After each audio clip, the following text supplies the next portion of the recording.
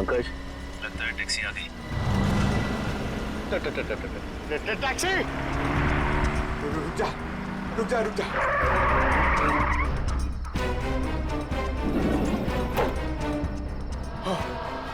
Thank God, इस taxi में driver है। चलो भैया।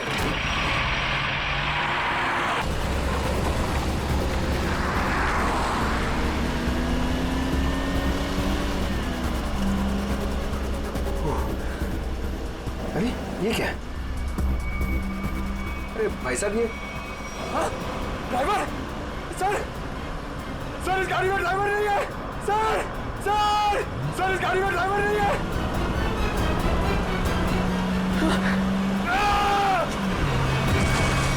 अरे ये पंकज टैक्सी से कूद गया। ओह माय गॉड, इसे चोट न लगी।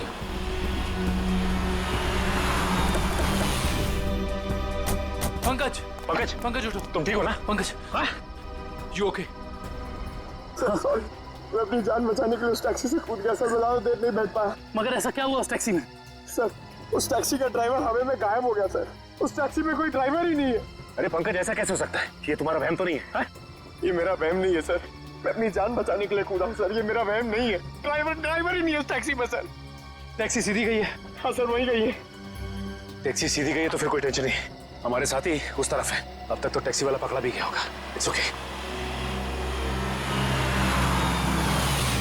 रेडियो श्रेयत, रेडियो श्रेयत, मैंने तुम्हें कहा था कि निकल्स पॉइंट पे रुको। तुम लोग यहाँ चले आए? ये वहाँ कोई टैक्सी आई क्या? नहीं तो, वहां पे तो कोई टैक्सी नहीं आई। ऐसा कैसे हो सकता है? ये सड़क तो बिल्कुल सीधी है, ना कोई राइट ना कोई लेफ्ट, तो फिर टैक्सी गायब कहाँ हो सकती है? सर, हम पिछले 3 घंटों से वहीं इंतजार कर रहे हैं। वहाँ कोई टैक्सी नहीं आई। सर, कहीं उस ड्राइवर की तरह वो टैक्सी भी तो गायब नहीं हुई? नहीं पंकज, नहीं। ना ही ड्राइवर गायब हुआ है और ना ही कोई टैक्सी। ये जरूर कुछ और ही चक्कर है। हम लोगों की आंख में धूल झोंकने का चक्कर। सर, कहीं ऐसा तो नहीं कि उस टैक्सी वाले ने टैक्सी कहीं छुपा दी हो? नहीं फ्रेडी, ये नहीं हो सकता। ये एक ही रास्ता है और यहाँ पे ना टैक्सी छिपाई जा सकती है और ना गायब हो सकती है। सर, एक चीज तो मैं आपको देना ही भूल गया। ये देखिए सर, ये मुझे सीट के नीचे मिला था टैक्सी में। अविनाश का ड्राइविंग लाइसेंस। इसका मतलब है कि जिस रात अविनाश का खून हुआ उस वक्त उसका ये वॉलेट उसी टैक्सी में छूट गया था। ये क्या? ये तो बिल्कुल वैसा ही पास है जैसे हमें वीरेन की गाड़ी में से मिला था, साइकेट्रिक क्लिनिक का पास। इस वीरेन और अविनाश का कुछ तो संबंध जरूर है उस साइकेट्रिक क्लिनिक से। मगर सर, वो टैक्सी? श्रेया, टैक्सी ऐसे अचानक गायब नहीं हो सकती। एक काम करते हैं, इस रास्ते का चप्पा चप्पा छान मारते हैं, टैक्सी जरूर मिलेगी। चलो देखते हैं कच्चा रास्ता कहाँ जाता है। शायद इसी कच्चे रास्ते पर आकर वो टैक्सी गायब हो गई। हाँ दुष्यंत, तो वैसे भी रास्ता काफी सुनसान है। अरे ये क्या? ये तो डेड एंड है।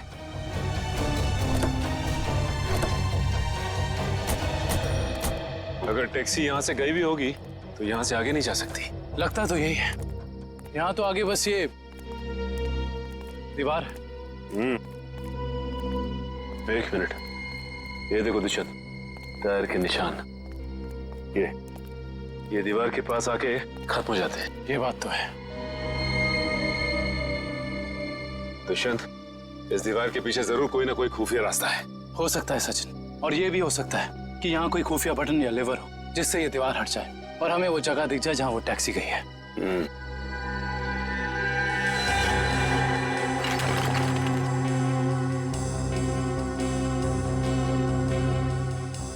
यहाँ तो कोई भी ऐसी जगह नहीं है जहाँ पे लिवर या फिर कोई बटन लगा हो।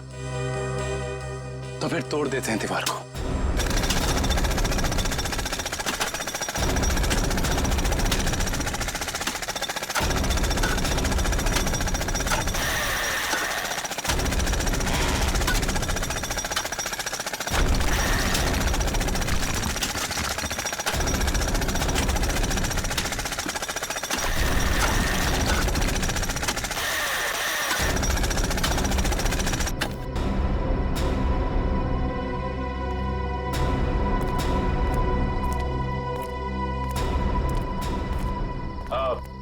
तुम लोग जा सकते हो। Thank you.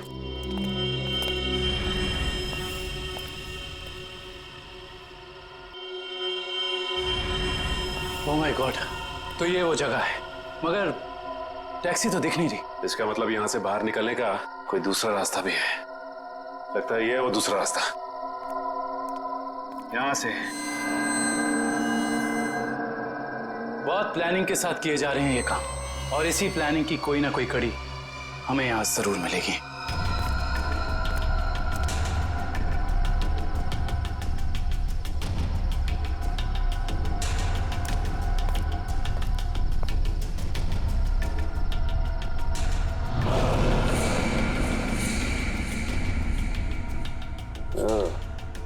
तो ये है रोबोट, ये देखो।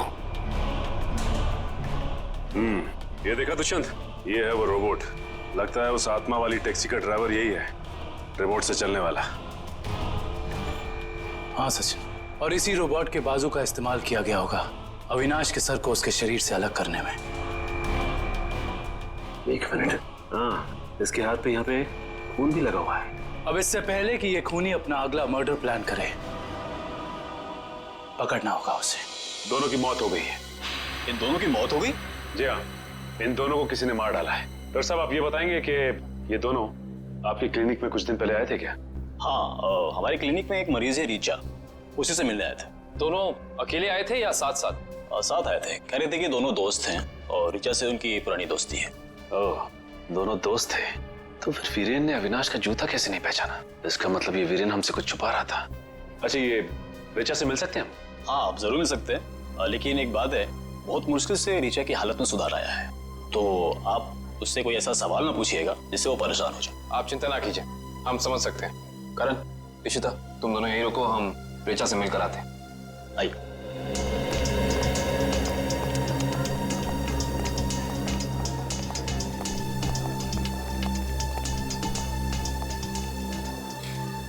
रीचा, रीचा देखो तुमसे कौन मिलने आया है। हेलो रीचा, मेरा नाम काविन है, ये सचिन है और ये फ्रेडी। हम तीनों सीआईडी के लिए काम करते हैं। सीआईडी? जी हाँ ऋचा जी, इन फोटोज को ध्यान से देखिए। इन्हें पहचानती हैं? ये आपके दोस्त अश्विन और ये वीरेन। वो ये दोनों कुछ दिन पहले आपसे मिलने आए थे ना? नहीं। देखिए ऑफिसर, मुझे नहीं लगता है कि रीचा आपके सवालों का जवाब दे पाएगी। प्लीज डॉक्टर, खूनी तक पहुंचने के लिए हमारा रीचा जी से बात करना बहुत जरूरी है। खूनी? हाँ ऋचा, खूनी। तुम्हारे इन दोनों दोस्तों का खून हो गया है। इसके बारे में कुछ बता सकती हो हमें?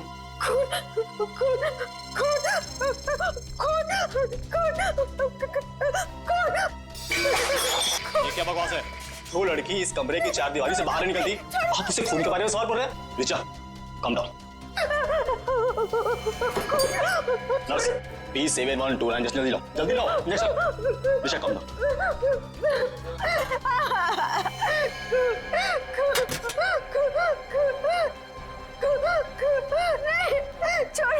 छोड़ो मुझे।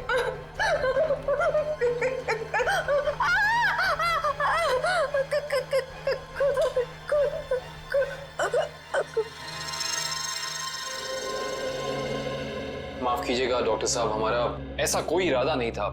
Really sorry. देखिए ऐसी बात नहीं है, इस तरह के मरीज बच्चों की तरह होते हैं, इन्हें हर शब्द टोल मोल के बताना पड़ता है। डॉक्टर साहब, ये बात हम समझ सकते हैं, लेकिन एक बात तो तय है कि इन तीनों के अतीत की कोई ऐसी कड़ी है।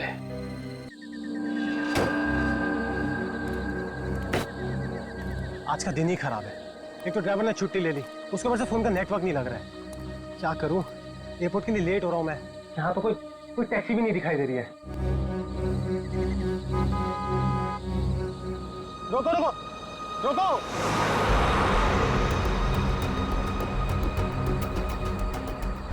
रोको रोको! माल है, कोई गाड़ी नहीं रुक रही। टैक्सी!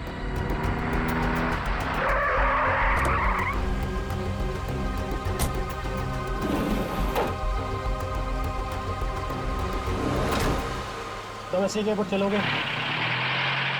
अरे अजीब आदमी है, कुछ तो बोलो।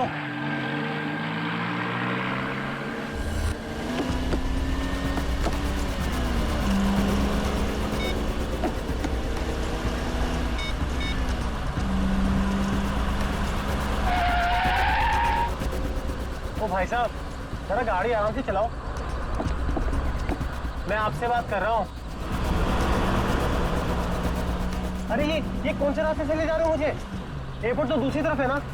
रोको रोको गाड़ी, अभी के अभी गाड़ी रोको। लगता है तुम ऐसे नहीं मानोगे। अभी पुलिस को फोन करता हूँ।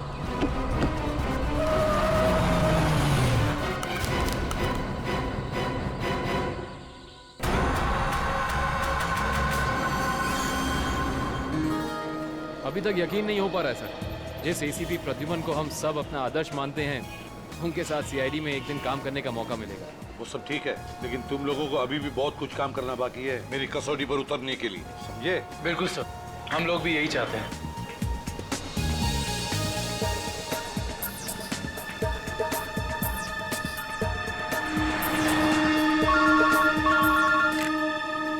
हेलो, एसीपी प्रद्युमन या लाश कहाँ पर? ठीक है, क्या हुआ सर? एक लाश मिली है मदोरी बीच पर। बच्चा कहाँ गया? आदमी भी उसके पीछे था। यहाँ ले रख दो। सर कटी लाश, बॉडी जिस तरह से सड़ी है, लगता है मौत 2-3 दिन पहले हुई है। जी सर, खूनी ने खून करके लाश को समंदर में फेंक दिया होगा और फिर इन लहरों के जरिए बहकर लाश। कपड़ों से तो लगता है किसी अच्छे घर का आदमी है। निखिल, जरा मिसिंग पर्सन ब्यूरो में फोन करो और पता लगाओ 2-3 दिन में कितने लोग गायब हुए हैं। हाँ, कौन लोग हैं, कहां से गायब हुए, ठीक है? इस शरीर पर जो घाव दिख रहे हैं, ये सारे घाव लगता है वहां पर जो सारे पत्थर है ना, उनकी वजह से हुए हैं।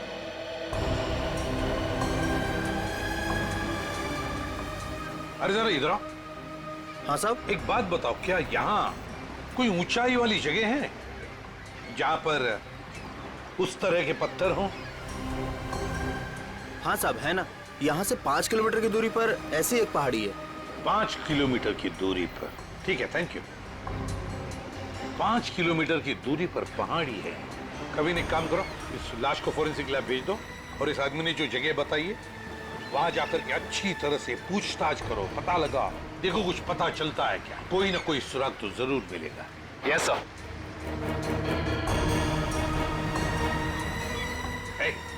तुम। मैं साहब? हाँ तुम, जरा आज दोपहर को तुम ही थे ना सिप एंड डाइन होटल के बाहर? नहीं तो साहब। नहीं क्या? एक स्कूल जाने वाले बच्चे के पीछे लगे थे तुम?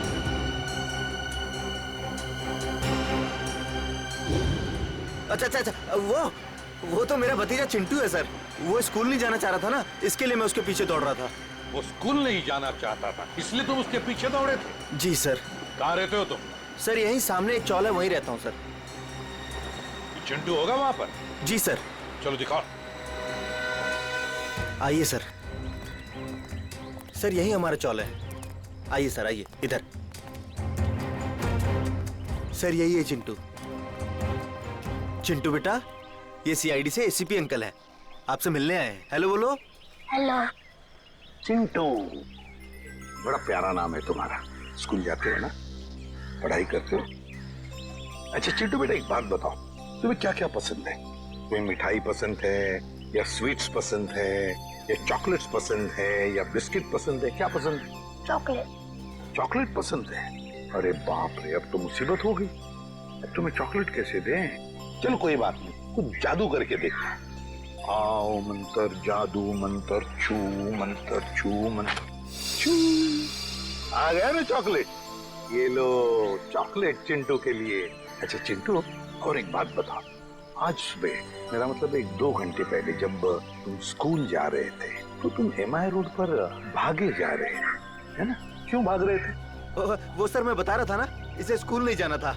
आप जरा चुप रहिए, ये मुझे चिंटू बताएगा, है ना चिंटू? क्यों, तुम्हें स्कूल जाना अच्छा नहीं लगता? ऐसी तो कोई बात नहीं है। नहीं ना, अगर कोई भी परेशानी हो तो मुझे बता देना। लेकिन एक बात कहूँ, स्कूल जाना चाहिए, बहुत पढ़ना चाहिए, बड़ा होना चाहिए और बड़े बनकर अच्छे इंसान भी बनना चाहिए, है ना? और चिंटू, तुम्हें जब भी कभी भी तुम्हारे इस एसीपी अंकल की जरूरत पड़े ना, तो मुझे मेरे इस कार्ड पर फोन करना, मैं तुरंत आ जाऊंगा। मैं चलो, गुड बॉय। बाय बेटा, बाय।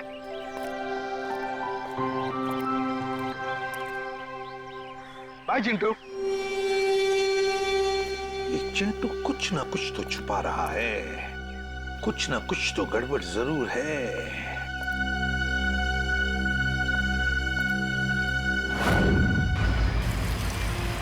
श्रेया गाड़ी रोको, एक सेकंड रुको।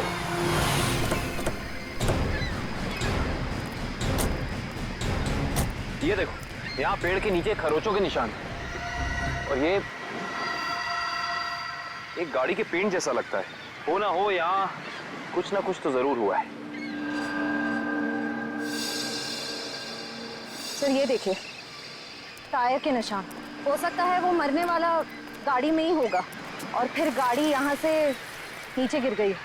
आई सी, यहाँ भी निशान है, लेकिन यहाँ घसीटने के भी निशान है। ये देखो, यहाँ से लेके पूरे वहां तक ये घसीटने के निशान तो कोई और ही कहानी बयां कर रहे हैं श्रेया। मतलब खूनी ने पहले लाश को यहाँ से घसीट कर नीचे फेंका और उसके बाद उसकी गाड़ी को यहाँ से, मतलब वो खून को दुर्घटना का रूप देना चाहता था। खूनी इस खून को दुर्घटना दिखाना चाहता था, फिर उसे लाश का सिर काटने की जरूरत क्या थी? ये जवाब तो हमें सिर्फ उस गाड़ी से ही मिल सकता है। करण, गोताखोरों का इंतजाम करो।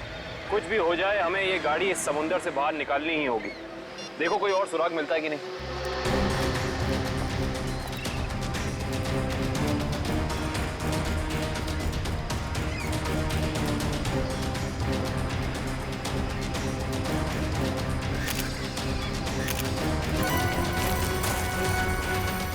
सर, आने के सर, वहाँ उस झाड़ी में ये जूता मिला सर। जूता?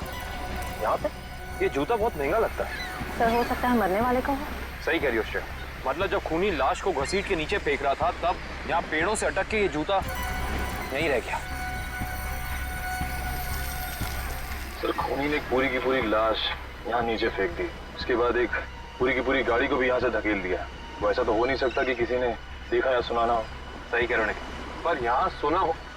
वो देखो चाय वाला, हो सकता है उसने कुछ सुना या देखा हो। चेक करते हैं।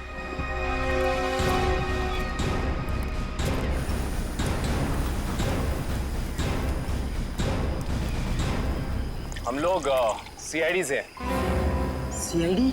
हाँ, वो कल रात में यहाँ एक खून हो गया है पीछे ज्वाला रोड पे। उसके बारे में पूछताछ करनी थी। आप में से किसी ने कुछ देखा या सुना हो? ज्वाला रोड पे? नहीं साहब, हम लोग तो ज्वाला रोड पे जाते ही नहीं है। क्यों?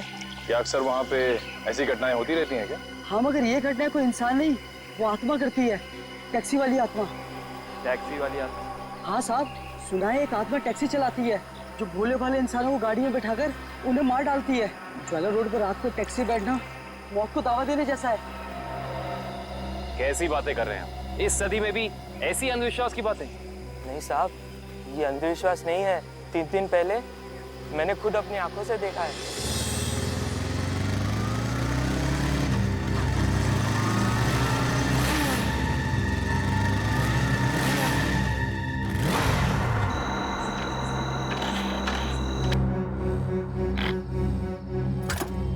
अभी तो पेट्रोल भरवाया था, ये क्या हो गया?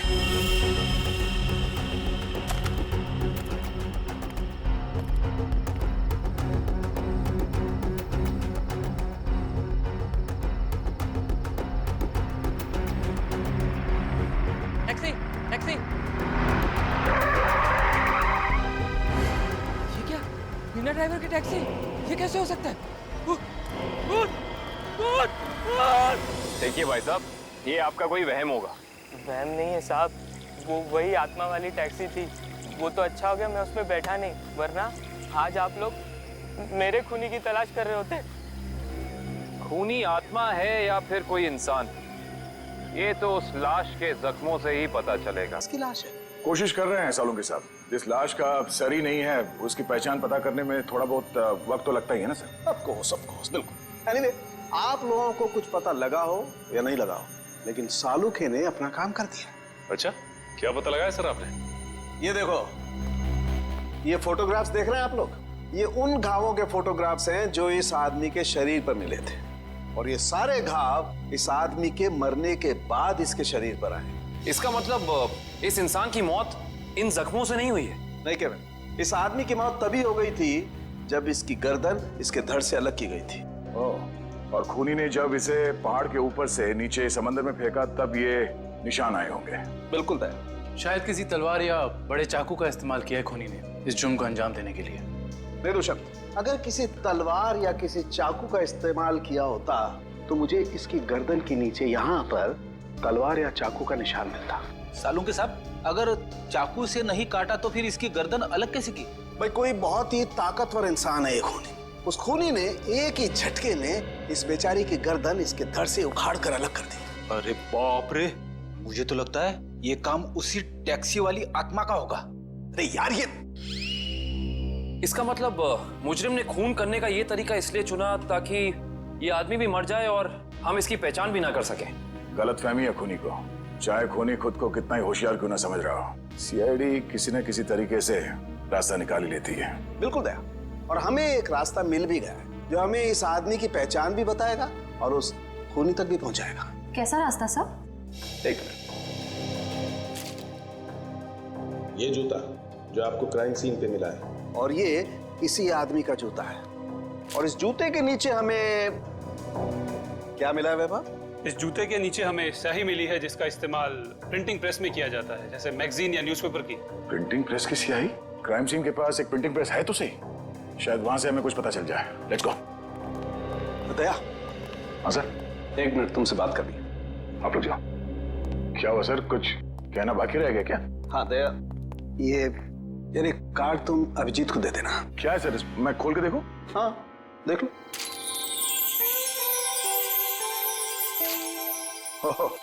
सॉरी का कार्ड? हाँ यार, वो एक्चुअली क्या है, पिछले केस में मैंने अभिजीत को कुछ ज्यादा ही उल्टा सीधा बोल दिया यार। So you know I am feeling. हाँ सर, ये बात तो है। कोई नहीं सर, हो जाता है कभी कभी ऐसा। नहीं यार, पर होना नहीं चाहिए। Abhijit is very sweet, you no.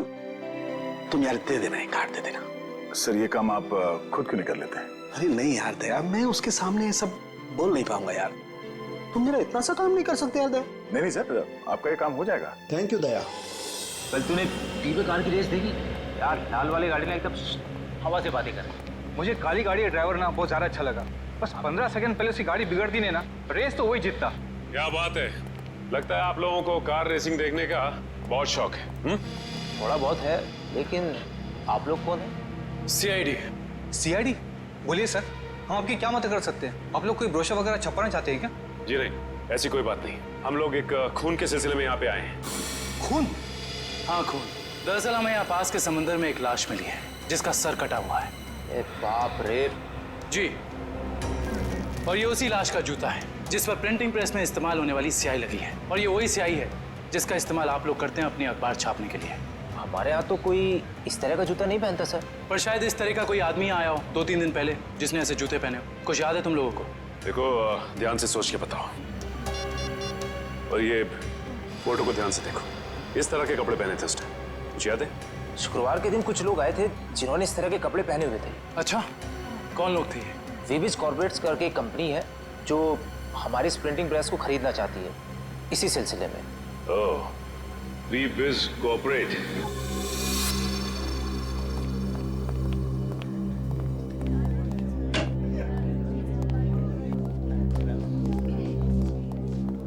ये कहिए। हम लोग सीआईडी से। सीआईडी हमारे ऑफिस में? जी, शायद आपके ऑफिस में से किसी का खून हुआ है, उसी की तहकीकात हमें यहाँ ले आई। किसका खून हुआ सर? यही तो पता करना है। क्यों, आप लोगों को नहीं मालूम है किसका खून हुआ? जी नहीं, क्योंकि उस लाश का सर गायब था। लाश का सर गायब था? ये इतनी बेरहमी से कत्ल? जी हाँ, और हमें शक है कि जिस आदमी का खून हुआ है वो इसी ऑफिस में काम करता था। करण सर, ये है उस आदमी का जूता, पहचानते हैं आप लोग? ये तो अविनाश जी का जूता है, पिछले हफ्ते ही बनवाया था उन्होंने। और इस तरह के कस्टमाइज्ड डिजाइनर जूते तो वही पहनते हैं। खून हो गया उनका? मुझे तो यकीन ही नहीं हो रहा है। लगता तो ऐसे ही है। अच्छा ये बताइए कि क्या शुक्रवार की रात अविनाश बिंजलपुर की प्रिंटिंग प्रेस में गया था? हाँ, हम सब लोग साथ में गए थे, लेकिन 10 बजे वहां से निकल गए थे। अच्छा, अविनाश ने वहां से कोई टैक्सी वगैरह ली थी क्या? जी नहीं, उन्होंने कोई गाड़ी नहीं ली थी, वो तो अपनी गाड़ी से गए थे। इस अविनाश की किसी से कोई दुश्मनी वगैरह? जी उन्होंने कोई बताया तो नहीं था, लेकिन पिछले कुछ दिनों से उन्हें धमकी भरे फोन आ रहे थे। कौन कर रहा था? जी उन्होंने मुझे इसके बारे में कुछ नहीं बताया था और ना ही पुलिस में कोई कंप्लेन की थी, लेकिन मुझे लगता है ये उसी का काम होगा। ठीक है दिव्या, ये मोबाइल कंपनी में फोन करके पता करो अविनाश की कॉल रिकॉर्ड्स। Yes sir. ये अविनाश रहता कहाँ था? अविनाश जी का घर यही है ना? हाँ हाँ, ऑफिस वालों ने तो यही एड्रेस दिया था।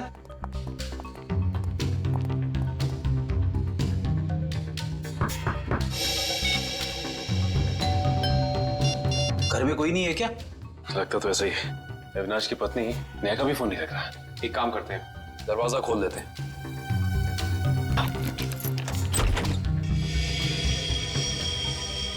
वाकई घर में कोई नहीं है।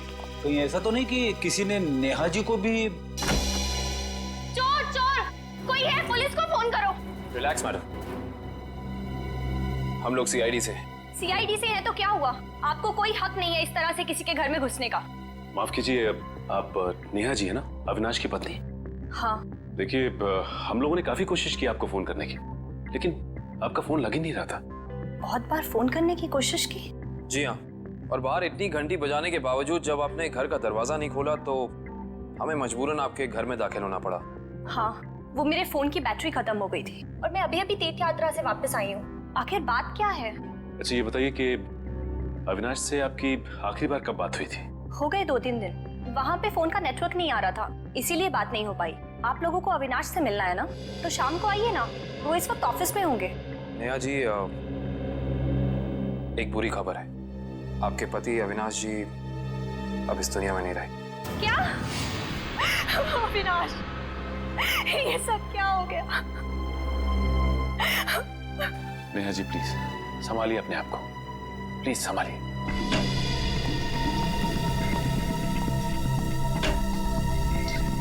नेहा जी, अविनाश जी के ऑफिस वालों ने हमें बताया है कि पिछले कुछ दिनों से उन्हें धमकी भरे फोन आ रहे थे। आपको कुछ पता है इसके बारे में? नहीं, अविनाश ने मुझे इस बारे में कभी कुछ नहीं बताया।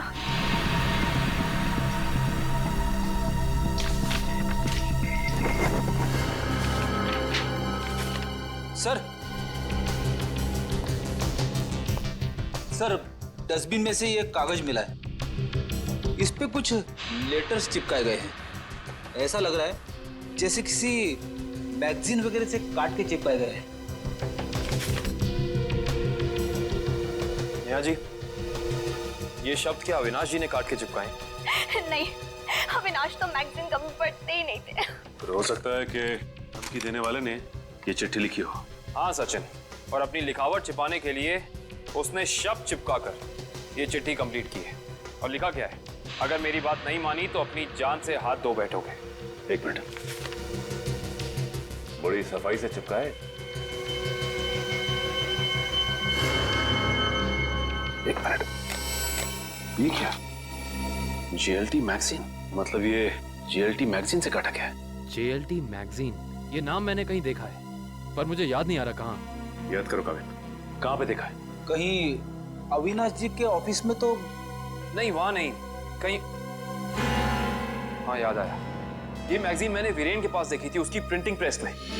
लेकिन वीरेन की अविनाश जी से क्या दुश्मनी हो सकती है?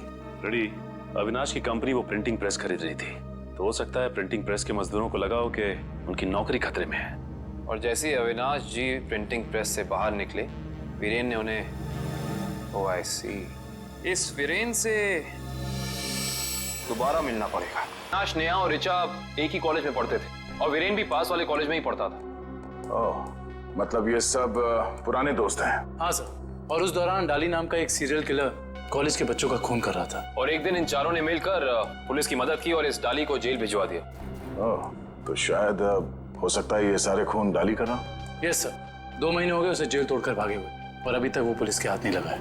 ये अविनाश और वीरेन तो मारे गए हैं, वो अगला शिकार या तो ऋचा है या फिर नेहा। श्रेया, इस ऋचा के क्लिनिक में फोन करो, उसे चौकन्ना रहने के लिए कहो, जल्दी। दुष्यंत, नेहा को फोन लगाओ, जल्दी।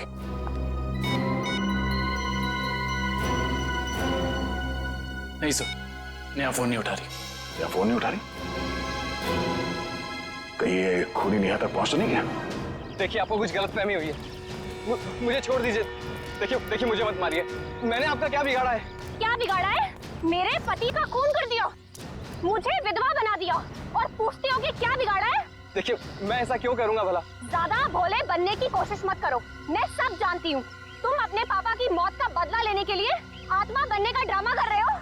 इसका मतलब मेरे पापा को तुम लोगों ने मारा है? हाँ, और अब तुम भी अपनी आखिरी सांसें यही लोगे। चलो बाप बेटे का मिलन करवा दूं। मिलन तो अब तुम्हारा होगा। आप नेहा जी है ना, अविनाश की पत्नी? हाँ। जेल की सलाखों और फांसी के फंदे के साथ।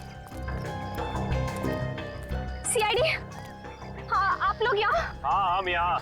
बोलो से। सर मुझे बचा लीजिए सर। सर ये मुझे मार डालेगी। डरो मत, कुछ नहीं होगा, हम लोग कुछ नहीं कर पाएंगे। तुमने इसके पापा का खून किया? अब गड़े मुर्दे उखाड़ने का कोई फायदा नहीं है। सच तो ये है कि खून इसने किए। पहले अविनाश, फिर वीरेन और अब तीसरा नंबर मेरा था। मैंने सोचा इससे पहले ये मुझे मारे, मैं इसे मार दूं। सर मैंने किसी को नहीं मारा है सर। सर मुझे तो ये भी नहीं पता था कि मेरे पापा का खून हुआ है। मैं तो समझ रहा था सर कि वो एक एक्सीडेंट है। कार एक्सीडेंट ही था वो।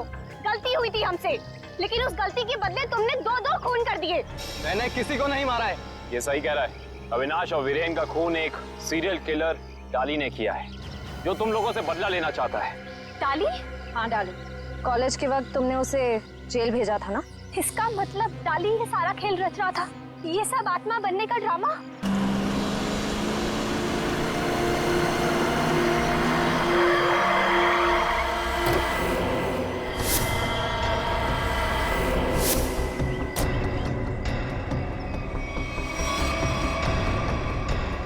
पापा आप, ये कैसे हो सकता है? वो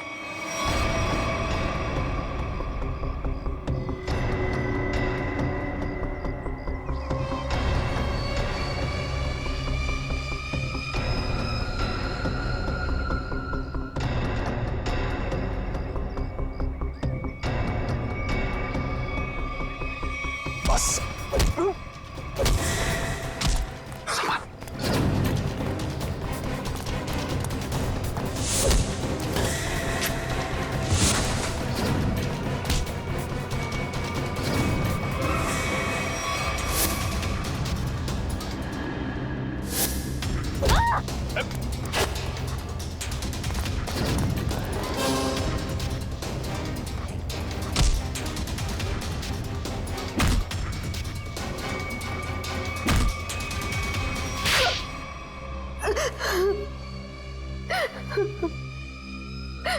क्यों किया तुमने ये सब?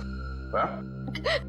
सर 4 साल पहले हमारी ग्रेजुएशन पार्टी की रात अविनाश ने बहुत शराब पी रखी थी। मेरे लाख मना करने के बाद भी वो नहीं माना, लेकिन फिर भी उसने जिद की कि वो ड्राइवर सीट पर बैठेगा और वो बैठ गया। उसके बाद जो हुआ, उस हादसे ने मेरी जिंदगी को झंझोड़ कर रख दिया।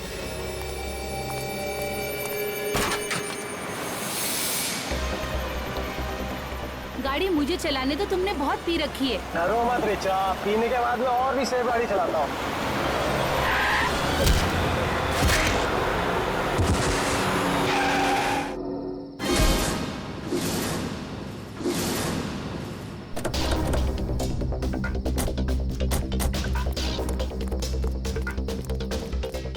ओह माय गॉड, ये क्या किया तुमने? ये कैसे हुआ? ये तो मर गया।